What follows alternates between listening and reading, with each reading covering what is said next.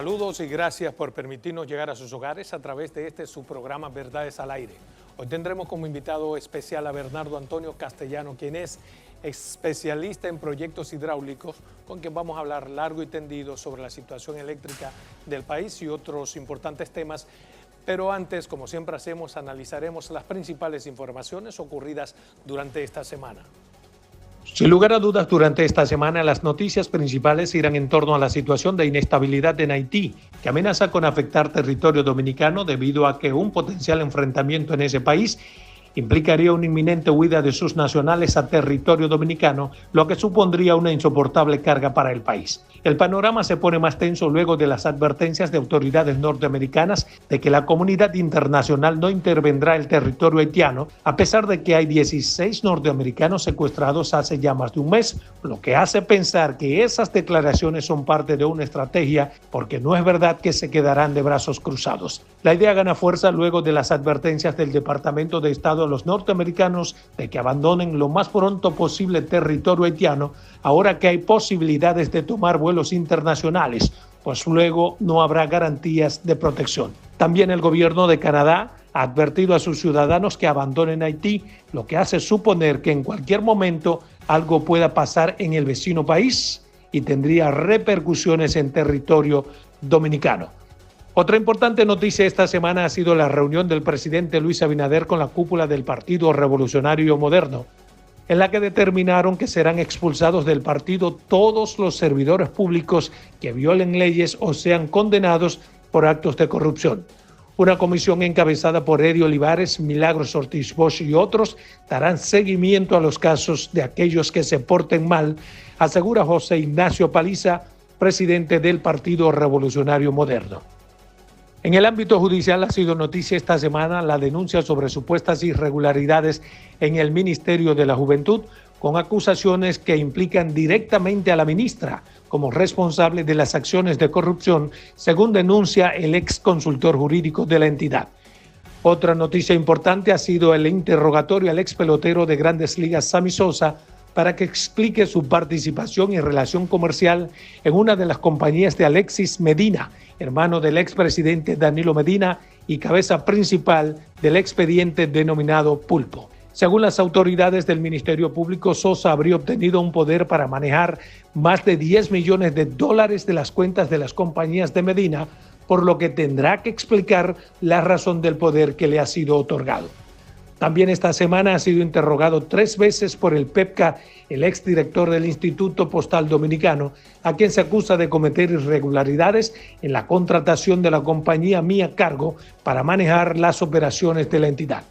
Otra noticia importante ha sido la victoria de Zenén Cava como nuevo presidente del Colegio Médico Dominicano en sustitución de Waldo Ariel Suero, lo que muchos consideran como otra victoria gremial del Partido de la Liberación Dominicana, y piden al Partido Revolucionario Moderno revisar su poder gremial, pues los gremios son muy importantes en las elecciones nacionales. Finalmente, otra gran noticia ha sido el inicio de la esperada auditoría técnico-forense a la planta Punta Catalina por parte de una compañía denominada Tange Sloat, con la que se busca saber si el diseño y construcción de la obra fue realizado de conformidad con los estándares internacionales sobre esta materia. Pero bien, lo dejamos hasta ahí porque ya está con nosotros Bernardo Antonio Castellanos, con quien vamos a hablar largo y tendido sobre la situación eléctrica del país.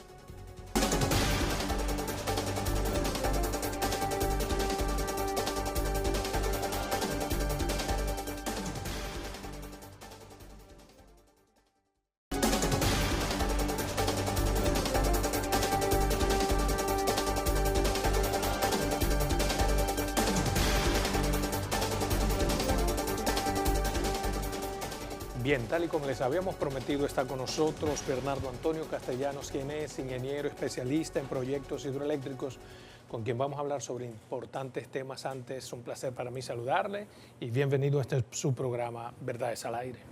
Bien, para mí es un placer, Adolfo, compartir contigo en este escenario y en este programa, y un privilegio. Estamos a tus órdenes. Bien, mire, quisiera comenzar preguntándole cuál es su valoración en torno a la decisión del gobierno de aumentar el precio de la tarifa eléctrica.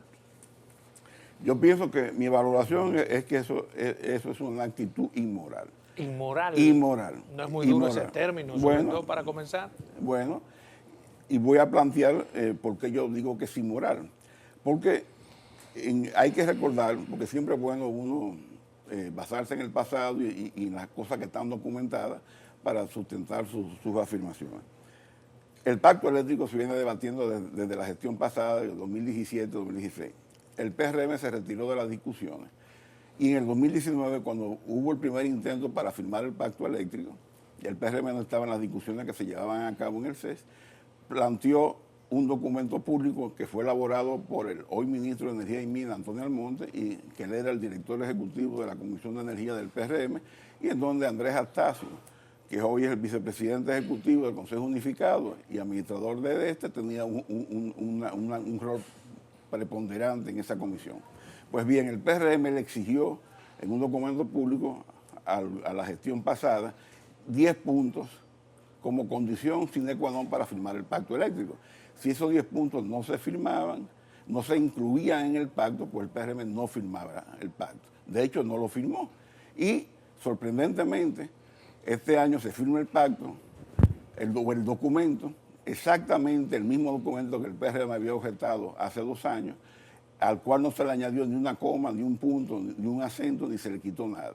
Y ni siquiera se incorporaron los 10 puntos que el PRM había exigido el 20 de febrero del 2019. Ahora bien, que en esos 10 puntos, yo voy a leer específicamente el punto 8 de lo que planteaba Antonio Almonte y Andrés Astacio bajo la sombrilla del PRM. Y voy a leer textualmente. El compromiso de no realizar aumento de tarifas hasta tanto las distribuidoras apliquen su reducción de gastos operativos al 10% de sus ingresos.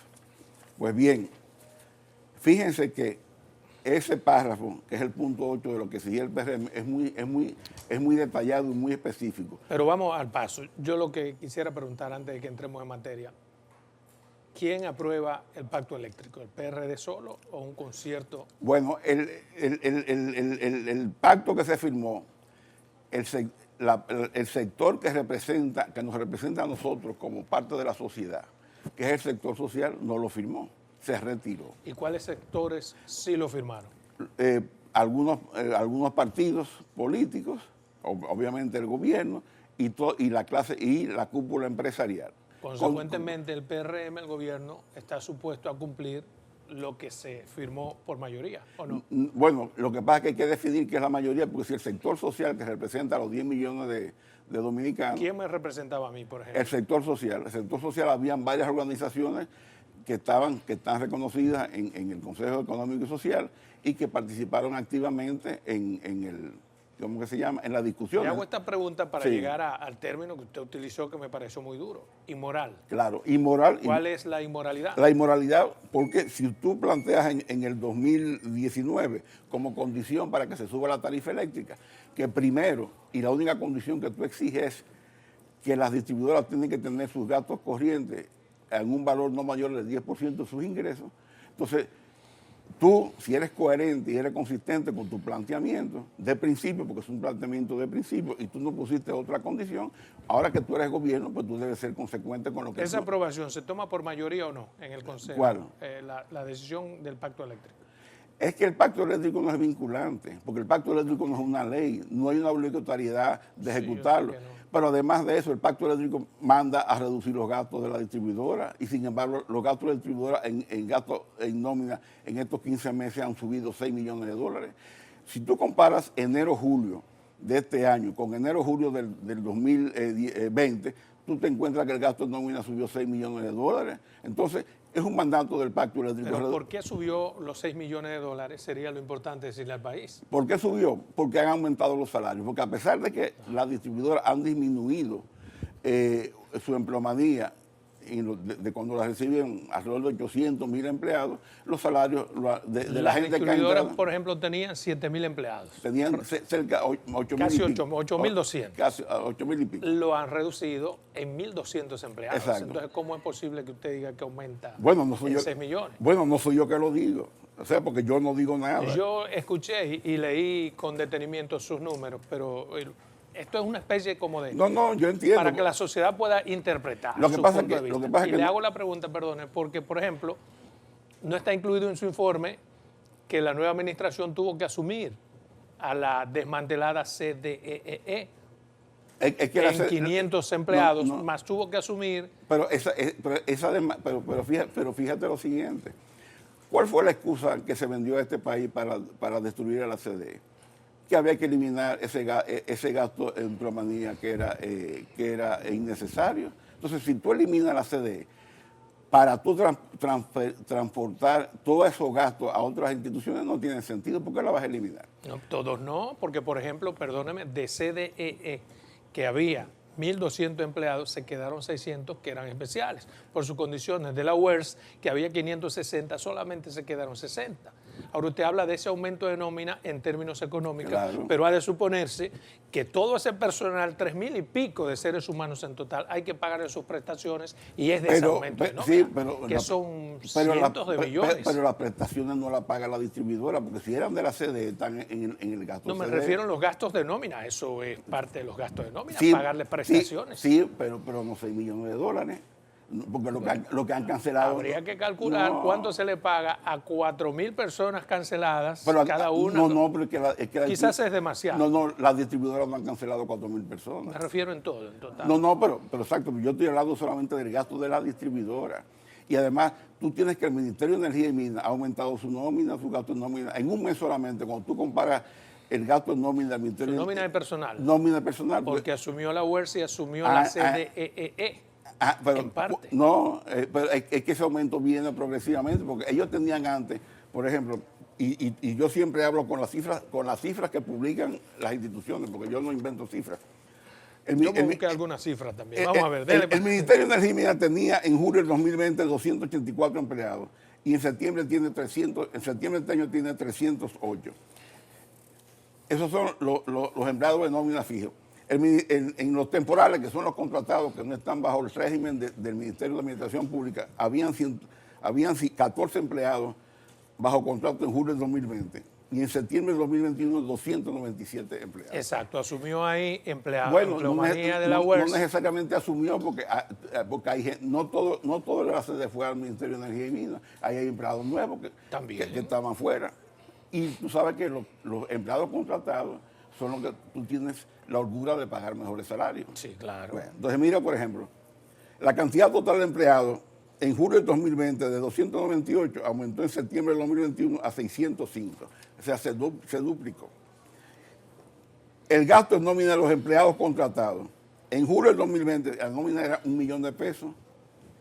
En septiembre del 2021, 26 millones de pesos, aumentó 25 millones de pesos. Cuando había solamente 57 empleados y pasa a 250, bueno, obviamente tiene. Claro, pero al final de cuentas, porque... Lo que pasa es, perdóneme, hay un decreto presidencial que elimina esas instituciones. Sí, no, pero espérate, y hay un mandato. Es que esa institución tú no puedes eliminarla por un decreto, porque la sede se creó por una ley. Ese es otro tema que Y además la sede no está eliminada, porque Bien. en el presupuesto de este año, y mejor dicho, en el presupuesto del año que viene, que está ahora en el Congreso debatiéndose, la sede figura como institución, porque Bien. es la receptora del subsidio. Eso es un tema... 53.000 millones de pesos y va a manejar 1.400 millones de dólares en financiamiento. La legalidad no es un tema que me gustaría en un momento dado también que lo discutamos, pero trato de llevar a la gente el sustrato de lo que para mí sería importante. Cuando asume esas instituciones, se lleva un personal que pasa en su nómina de 1 millón a 30 y pico de millones o a 50 millones. Porque también hay un mandato de que esas personas, en la medida de las posibilidades, no sean dejadas sin empleo. Entonces, de la UERS, 560, se quedan 60. De la CDEE, que tenía 2.000 y pico, se queda 1.000. Es obvio que al asumirlo... No, la sede no tenía 2.000 y pico. Es obvio que al asumirlo, la nómina inmediatamente... Pero es que ese personal no ha sido asumido por la distribuidora, porque las distribuidoras han disminuido su personal en 800.000 empleados. Ahora, ¿qué pasa? Hay un reportaje que hizo Esteban Delgado en El Dinero, donde evalúa los salarios en las instituciones públicas, de los salarios de más alto nivel. Y tú te encuentras, por ejemplo, con los salarios y compensaciones que reciben las distribuidoras, y tú tienes las distribuidoras son empresas quebradas, financieramente y técnicamente. Y no fueron ¿Quebradas o deficitarias? No, quebradas. O sea, esas empresas solamente subsisten por el subsidio del gobierno, que se sitúa en el orden de los $1.000 millones, que es para cubrir el exceso de empleomanía, el exceso de gasto corriente y las altas pérdidas. ¿Quebradas por este gobierno o vienen quebradas? No, vienen quebradas de antes, pero ese déficit financiero se ha agudizado en este gobierno, en esta gestión de 15 meses. ¿Por qué? Porque el gasto en nómina aumentó, como yo te he dicho, y además de eso, las inversiones, para tú reducir las pérdidas de la distribuidora, que tú tienes en un 35%, que han aumentado en el periodo de enero-julio de este año, aumentaron con relación al periodo de enero-julio del año pasado, ellos han disminuido la inversión en gasto para reducir pérdidas en $70 millones. Entonces tú no puedes reducir el déficit financiero de la distribuidora. Por un lado, aumentando el gasto en nómina y por otro lado, reduciendo la inversión. Cuando tú lo que tienes que hacer es todo lo contrario. Uno. ¿Y cómo es posible reducir el gasto, el déficit y reducir también, aumentar las inversiones cuando es de todo sabido que la tarifa en el mercado internacional, en el precio de los combustibles, le está dando en la madre a cualquiera en el mundo? Y afecta también aquí. Claro, pero, o sea, pero el aumento de los combustibles es en los últimos 2 meses. Tenemos los últimos 2 meses. En el 2021 ha habido una forma. No. Pero dramáticamente se ha producido, por ejemplo, el carbón aumentó fue en los últimos 2 o 3 meses el precio. El gas natural está disparado en los últimos 2 meses. El carbón a principios de año estaba a menos de $70 la tonelada. Pero nada de esos aumentos el gobierno lo ha transferido al consumidor final. O sea, de alguna forma tiene que tener las sedes. Sí, pero el déficit. Pero el problema de la distribuidora no es la tarifa, porque eso que planteaban, y por eso yo digo que es inmoral, eso que planteaba Toñito Almonte y Andrés Astacio, de que el compromiso de no realizar aumento de tarifa hasta que las distribuidoras apliquen su reducción de gasto operativo al 10% de sus ingresos. ¿Cuánto es el gasto operativo de la distribuidora hoy día con relación a los ingresos? Un 24%. ¿Qué representa tener la distribuidora 24% de gasto corriente en lugar de un 10% como exigía Toñito Almonte y Andrés Astacio, que debía tener la distribuidora para hablar de aumento de tarifa? Porque Toñito, ni Andrés Astacio, ni el PR nunca planteó en ese documento que para subir la tarifa tenía que estar en función de los precios de los combustibles. No, ellos dijeron, primero usted da el ejemplo como distribuidora, usted se ajusta y usted se pone como debe ser, un 10% de su gasto corriente. Un 10% de ingreso y gasto corriente. Ahora, ¿qué representa 14% en exceso de gasto corriente? $200 millones que las distribuidoras hoy día están gastando de más, que están botando en gasto corriente, porque tú me dijeras, lo están metiendo en inversión. Bueno, con la inversión tú reduces la pérdida y tú aumentas el flujo de caja, pero no es botándolo. Entonces, ¿por qué las distribuidoras no se ajustan primero?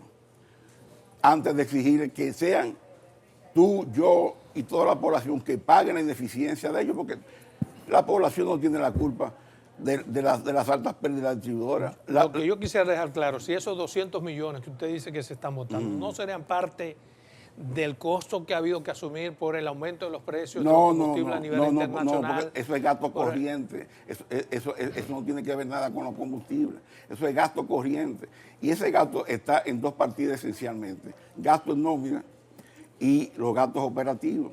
Ahí es que se concentra el gasto corriente de las Pero el gasto en nómina, y me gustaría de verdad tener cuál es el porcentaje real de lo que se ha tenido que pagar a casi 3.000 empleados que han sido cancelados. No sé, porque ese dato no se transparenta en la publicación de la CDE. O sea, porque yo tomo las publicaciones que ellos hacen y ellos simplemente dicen que es una publicación que tiene más de 10 años que se hacen sistemáticamente. Entonces, cuando tú comparas esa publicación oficial y los datos que ellos publican, yo te estoy dando el consolidado que ellos ponen. Ahora, yo no tengo el desglose. Ahora, yo te aseguro a ti que 400 empleados, 1.000 empleados no generan $6 millones. Se comprometieron a reducir en 200 millones, dice usted en su informe. No, digo yo no. Está bien, pero yo lo leí en exacto, dice Antonio Almonte en el punto 8 de lo que exigía el gobierno. Está bien, yo digo dice usted porque yo me tomé la molestia de leer con detenimiento el informe que usted elabora.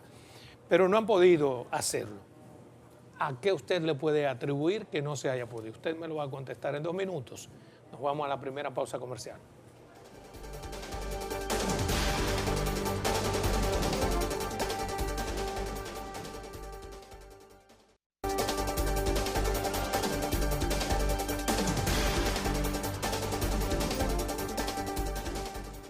Bien, antes de irnos a comerciales, le dejé una pregunta en el aire. ¿A qué se debe? ¿A qué usted atribuye que esos 200 millones que se comprometieron a reducir no hayan podido lograr la meta? Porque no han reducido los gastos. Es tan sencillo como eso. O sea, el tema de la empleomanía no es la empleomanía per se, es el gasto asociado a la empleomanía. Porque yo puedo tener 1 millón de empleados y si ese millón de empleados yo lo tengo con un gasto corriente que sea el 10% de los ingresos, no hay problema. Ahora, el problema es el gasto. Ahora, la empleomanía es un referencial que se tiene. ¿Por qué? Porque en un estudio de estadística técnica que se hizo aquí en el 2016, se actualizó de INECON, una empresa chilena, dice que la distribuidora eficientemente dimensionada, gestionada, se manejan con 1.800 empleados. Y hoy todavía tenemos, no sé cuánto tenemos porque el último dato es de julio, y en julio había todavía 7.000 y pico de empleados en la distribuidora, entonces tenemos un gasto excesivo. En nómina vimos que ellos han aumentado 6 millones de dólares en un periodo de 11 meses con relación al mismo periodo del año pasado. La inversión se ha caído. Pero ahí se contabiliza, vuelvo y le digo, las cancelaciones, en ese gasto. Bueno, sí, pero está bien. Yo no digo que, no. Ahora, ¿cuánto representan esas cancelaciones? Yo no gasto. Probablemente esos mismos 6 millones de dólares. No creo que casi 3.000 personas canceladas. No, 3.000 personas no, 800 personas canceladas. De la distribuidora, porque tú estás mezclando la CDE. La CDE, la gente que se cancelaron en la CDE y en la web, lo pagó la CDE. Entonces, eso hay que ver la nómina de CDE. Esa partida. Ahora, lo de la distribuidora, no entran las cancelaciones de la CDE. Usted dice, por ejemplo, que el director, el consejo, gana más de $1 millón de pesos. Bueno, me pareció alarmante ese número. Bueno, según el reportaje. Con los viáticos incluidos. Bueno, según el reportaje de Esteban Delgado, aquí está bien, eso es según Esteban, pero según usted que tiene datos y conoce de adentro. No, porque o sea, Esteban fue a la fuente y ellos no desmintieron esta publicación. O sea, porque Esteban dice que en un mes el consejo de y su administrador, que es el vicepresidente ejecutivo del Consejo Unificado, en ese mes cobraron salarios y compensaciones por $1 millón de pesos. Y yo me pregunto, ¿cómo es posible que tú tengas una empresa que es la peor de las 3 distribuidoras, porque sus pérdidas superan el 50%, y esas pérdidas han ido aumentando en esta gestión, que es el doble de las pérdidas que tienen, por ejemplo, de sur y de norte, perdón. Sin embargo, en el de sur tú no tienes esos niveles salariales que tú tienes en los altos ejecutivos que tienes en el de este. Porque mientras Milton Morrison tiene 575,000 pesos, el otro está cobrando $1 millón de pesos y Milton Morrison ha sido más eficiente que el otro. ¿Cuál es el criterio para fijar uno y otro? ¿Cómo es posible que un consejo de dirección que va una vez a la semana o 2 veces a la semana tenga compensaciones y salarios que sumen $1 millón de pesos en una empresa que está quebrada? Siempre y cuando usted asume como bueno y válido todo. Bueno, claro que sí, porque él investigó esto. Esto es un documento público que no ha sido desmentido. No, y Esteban es muy acucioso. Exactamente. Mire, usted dice que se aumenta la tarifa. ¿Usted se opone a aumento de la tarifa como se pactó, como se acordó? Porque es un acuerdo que está establecido. Es que ese acuerdo es ilegítimo. Porque no tiene la validación del sector social. No, entonces, pero espérese, porque si hay un acuerdo en el que participan 15 sectores, si hay un sector que no lo valida, eso no es legítimo. No son 15 sectores. Porque, por ejemplo, usted habla de un sector que yo no me siento representado de entrada. Está bien. Yo no digo que te sientas representado, pero en teoría ellos... Y soy del sector social. Pero en teoría ellos, o sea, había varias organizaciones representando al sector social. Exacto. Ahora, yo digo que es ilegítimo que ellos me representen sin que yo sepa que me representan. Bueno, el CES tiene su mecanismo de elección de los representantes, que son gente que tiene que estar organizada. Ahora bien, lo que yo te digo es que ese pacto, porque el pacto, bueno, vamos a cumplir el pacto en todo, porque el pacto dice eso, el pacto dice vamos a bajar los gastos, vamos a reducir la pérdida. Entonces, lo otro no se toca, porque no me conviene. No me conviene reducir gastos, no me conviene reducir pérdidas. Entonces, es más fácil subir la tarifa. Además, ¿por qué no nos vamos a una tarifa técnica inmediatamente? Y estamos hablando de tarifa de transición. Porque la tarifa de transición es un engaño. ¿Sabes por qué es un engaño? ¿Por qué? Porque, ¿qué es una tarifa? Es el cálculo del margen de intermediación de la distribuidora, que se conoce como valor agregado de distribución. La tarifa técnica se calcula sobre la base de una empresa eficiente.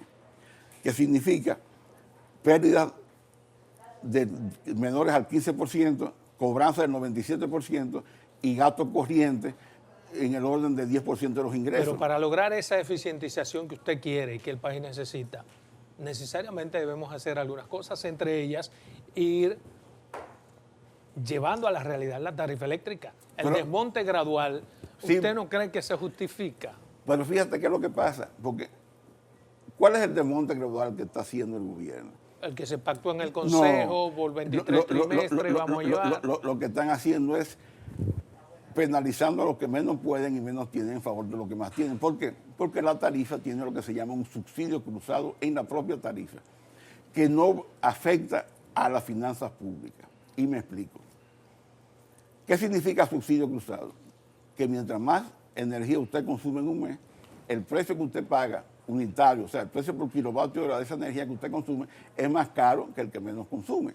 Ahora, ¿qué pasa entonces? Que ese consumidor de alto consumo mensual, al pagar una tarifa más alta que el consumidor de menos consumo, subsidia cruzadamente en la misma tarifa al consumidor de bajo ingreso. O sea, es un subsidio de cliente a cliente, donde las finanzas públicas no intervienen en lo absoluto. Por eso se cometió la irregularidad bárbara que en ningún país ocurre de que un mismo producto tenga 3 precios diferentes. Bueno, no es que en ningún país ocurre, porque tú tienes en el impuesto sobre la renta diferentes tasas impositivas. Son diferentes tasas. Exacto. Exacto. Es lo mismo. ¿Qué es la tarifa? El precio por kilovatio hora es una tasa impositiva, es el mismo concepto. El impuesto sobre la renta es un impuesto progresivo. Pero aplica igual para todos, no, por el monto y cantidad. No, en la tarifa eléctrica no. Pero el porcentaje que tú pagas de impuesto sobre la renta no es igual.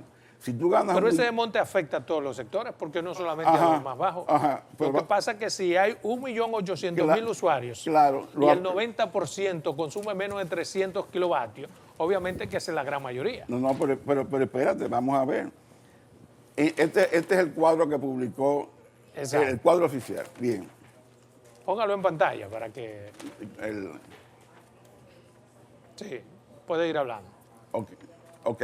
Fíjate que en los 100 kilovatios el aumento es 25 pesos. 25 pesos. Exacto. Y en el de 1000 kilovatios el aumento son 37 pesos. 32 pesos. Exacto. Okay. Tú dices, en términos absolutos, el que más consume está pagando un aumento mayor. Sí, claro. Y eso es una verdad a media. Ahora, ¿cuál es la verdad absoluta?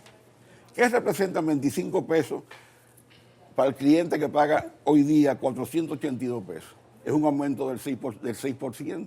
Para el pobre. Para el pobre. Pero para el rico de 32, que pagaba 11,000 pesos, es un aumento. Pero 11,000 de un precio de una tarifa eléctrica que cuesta casi el triple de la que le cuesta al que paga 100. No, olvídate de la tarifa.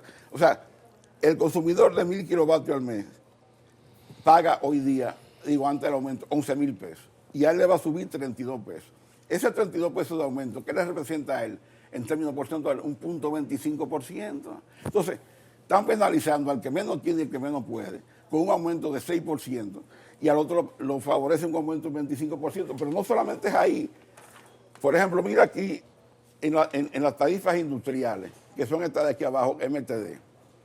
Sucede que el gobierno y las autoridades, de una manera muy hábil, dicen, pero fíjense que nosotros a los que más consumen, que son los industriales, le estamos subiendo 1,000 pesos el consumo. Con ahora, ese 1,000 pesos de 462,000 pesos que están pagando ahora. Sí, pero cualquiera que pague 25 pesos, mire, para el que paga los 25 pesos y para que el que paga los 31 pesos, a mí me parece un aumento pírrico.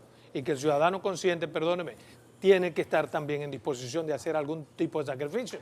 Sí, pero el sacrificio primero lo tiene que hacer la autoridad, reduciendo esos gastos. Sí, claro. Y reduciendo la pérdida. Sí, y aumentando las inversiones con esos cuartos que pretende buscar de ahí. Entonces, que den el ejemplo primero, porque el presidente de la República, en una actitud que demuestra su condición de que escucha a la sociedad, puso el oído en el corazón del pueblo, y esa reforma tributaria, que los economistas todos coinciden, que este país necesita más recursos. ¿Qué dijo el presidente? ¿Qué dijo? Yo no voy a sacrificar más a la población, yo voy a sacrificar al gobierno, yo voy a mejorar el gasto y voy a reducir el gasto. Sí. Entonces, esto que se está aplicando en el sector eléctrico es una mini reforma tributaria. Pero también aplique eso al presidente, porque eso no se le ocurrió a Antonio Almonte hacerlo sin que el presidente lo sepa. Bueno, si es bueno o malo, no se lo aplique solo a Antonio. Bueno, Antonio es la figura máxima del sector eléctrico.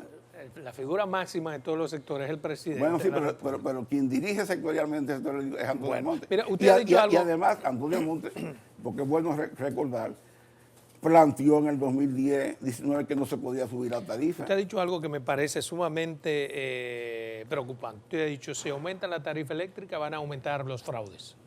¿Qué hacemos para evitar eso? Tú tienes que hacer inversiones. Y tú tienes, mira la situación que es dramática en la distribuidora.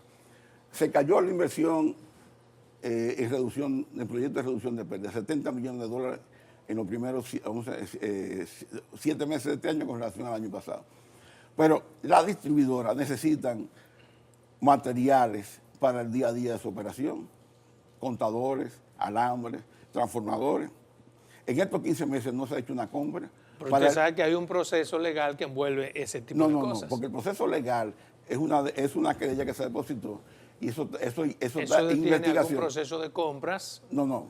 Eso es contra una investigación que se hizo de gente que se le involucra en situaciones. ¿Cuál es su valoración a propósito sobre esa decisión de judicializar?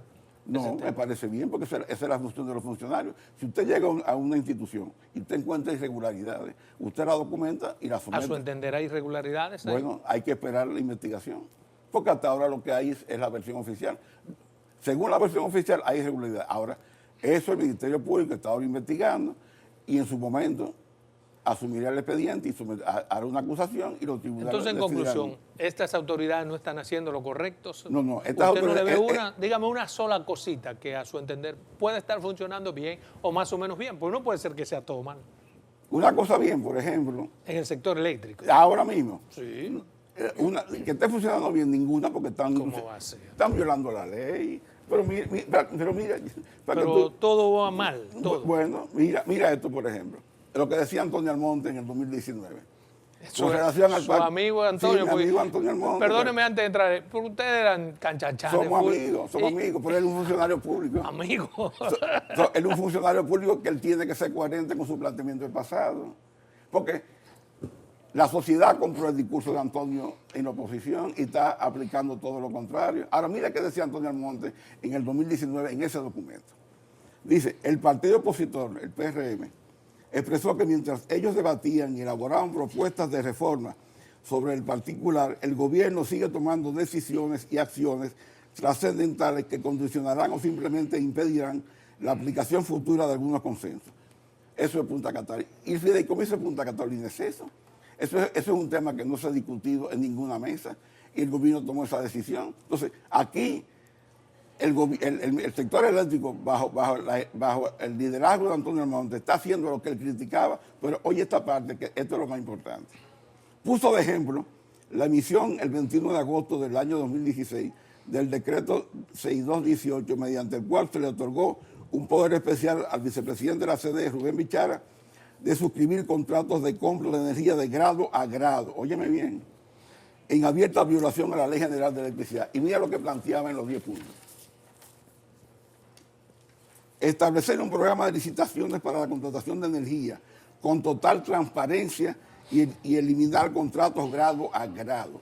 ¿Ha eliminado esos contratos grado a grado? No. ¿Qué hizo? Se lo transfirió ilegalmente a la distribuidora, violando la Ley General de Electricidad. Entonces, lo que él criticaba y exigía que había que hacer, ahora desde la posición que pudo hacer lo que él planteaba aquí, porque él tiene el poder para hacer eso, no lo hizo. Usted hablaba también de algo que me gustaría matizar aquí, de que a partir de diciembre, a mediados, habrá escasez de carbón. No. Bueno, a mí me parece déjame explicarlo que no se hicieron nuevos contratos. A ver. Y yo tengo entendido que sí hay contratos. No, a ver. La gestión pasada dejó un contrato en ejecución de 2 millones de toneladas de carbón, que es el consumo de Punta Catalina de un año. Sí. Eso tenía entregas periódicas, mensualmente, etc. Eran 52 entregas. La última entrega, la penúltima, hubo problemas, que fue el atraso que es de todo conocido. Ahora bien, en esta gestión, el precio del carbón viene en una tendencia alcista desde abril del año pasado. Vámonos a una obligatoria pausa comercial. Lo dejamos ahí mismo, porque yo necesito que usted me conteste eso sobre si tenemos o no garantizados nuevos contratos. 2 minutos, regresamos.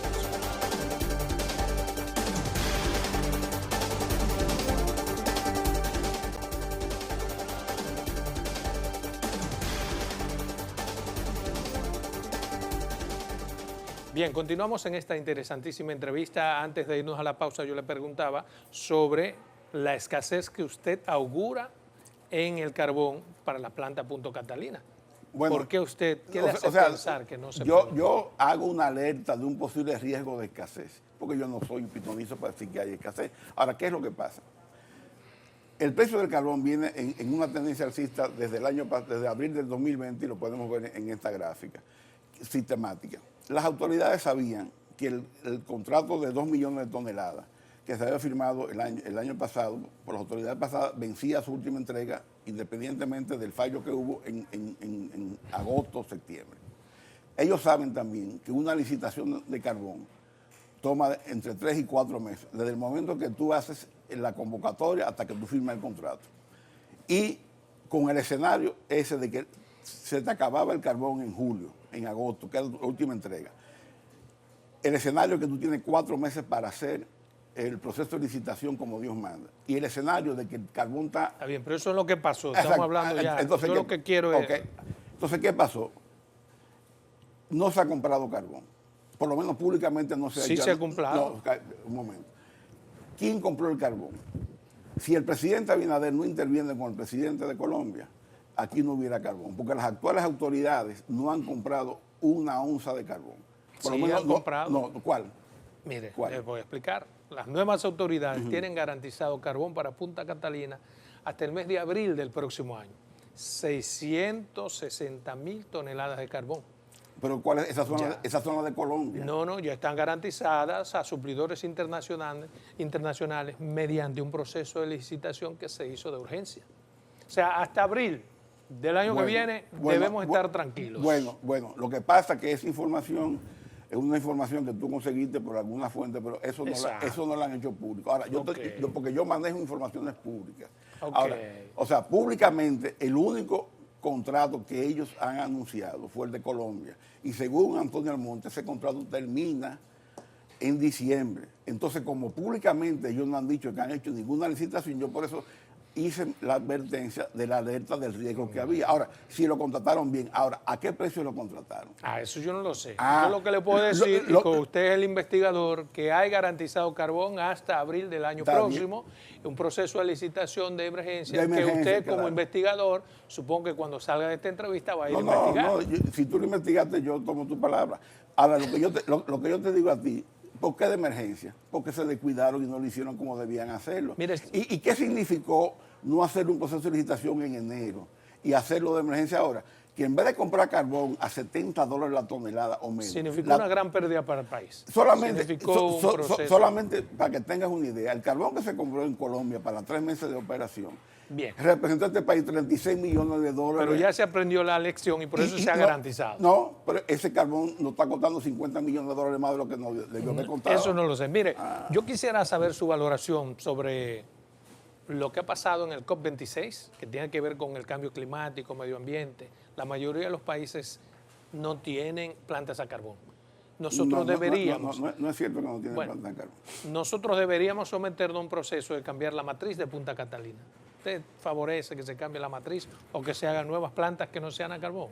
Mira, el tema de las plantas a carbón, quitando el tema ambiental, si tú lo ves desde el punto de vista financiero, las plantas a carbón no son atractivas financieramente. ¿Por qué? Porque si tú eres un país que no tienes carbón ni tienes gas natural, y tú dependes esencialmente de generación térmica, como dependemos nosotros, tú tienes que importar el combustible. Un inversionista, para construir una planta a carbón, necesita 3 veces la cantidad de dinero por megavatio que lo que tú necesitas en un ciclo combinado. y no estoy hablando en términos de corrupción, sino ese es el costo de la tecnología. O sea, la tecnología de carbón de la planta a vapor, el costo por megavatio es 3 veces más caro que el costo si tú haces esa inversión en un ciclo combinado. Por ejemplo, 750 megavatios en ciclo combinado, tú gastas $1 millón. La pregunta es si debemos cambiar la matriz ahora que podemos. Bueno, lo que pasa es que financieramente la conversión de Punta Catalina a gas natural no es viable. No es viable. ¿Por qué? Porque tú vas a aumentar los costos, vas a tener que hacer una inversión de $500 millones, va a bajar la eficiencia en la producción porque tú estás cambiando los quemadores y entonces la eficiencia baja de un 3 a un 5%, no vas a aumentar la producción de energía. Entonces, si tu producción de energía no aumenta. ¿Fue entonces pertinente enfrascarnos en una planta a carbón? Bueno, yo diría que eso ya es un hecho consumado y es una discusión bizantina porque eso no va a revertir la decisión que se tomó. Yo lo que creo que en su momento se descartó el gas natural bajo unos argumentos que yo no comparto, pero fue la decisión del momento. Ahora, la central como tal, al margen de toda la polémica alrededor de su construcción, de su sobrecosto, etcétera, de la corrupción, una central que llena su cometido en el sector eléctrico en términos de producción de energía, porque suple alrededor del 30% de la demanda.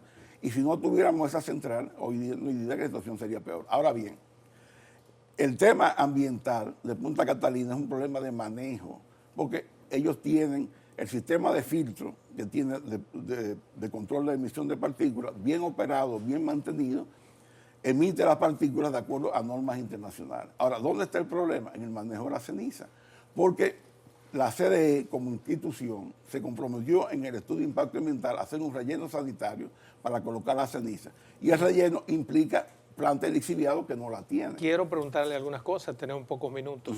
¿Qué pasó con Serafín Canario? ¿Cuál es su interpretación sobre eso?